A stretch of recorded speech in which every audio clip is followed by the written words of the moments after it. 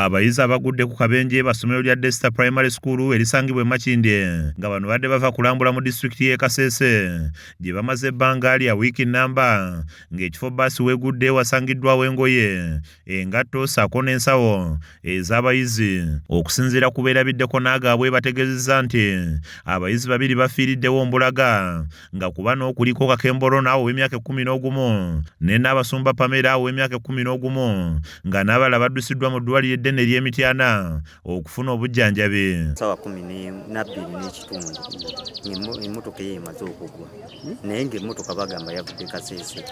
Mu kuva e Kasese kirabika ddereeva waayo yabadde yeebase okumulemerera n'etuukawo okugwa wansi kyekyabaddewo ekintu ekyabadde ekyamakulu.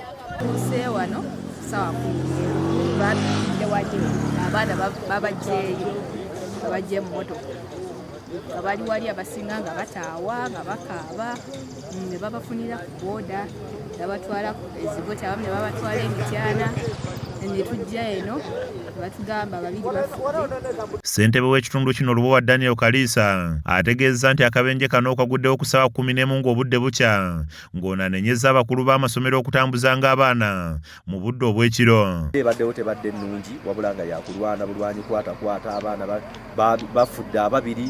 Waliwo n'ayabisa omutwe naye nga yagenda agamba nti empewo emufuuwa mu mutwe muli munda n'atwalibwako mu ddwaliro awo naye era naye ng'embeera ebaddewo sitebadde nnungi ng'era buli omu ataakiriza bulamu bw'abaana.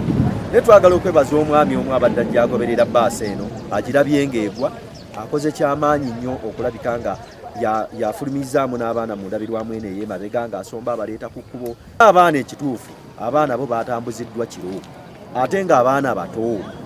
Kati tuwone enyayavuze kubanga ayinza okuba yakooye tetumanyi kwe kyavudde oba mmotoka yefunye ekizibu naye n'abaana nabo abatambulizibwa amatumbi budde okusoma kwa nabakyoka okutambuza abaana amatumbi budde ne mubatambuza emayiro kumpi mmeka bwe baba babatwala bapulaninga ne babategekera n'ebifo eby'okuwummuliramu bagenda bawummula ne bwe baba bakomyawo tewabaawo kuwummula. Omwogezi wa poliisi mu bbendobendo lya Wamala ategeezezza nti omugoba wa bbaasi yabaddemu otulo ng'emmotoka yamulemeredde n'agibuukamu n'adduka ng'akakasizza nti abaana babiri bafudde.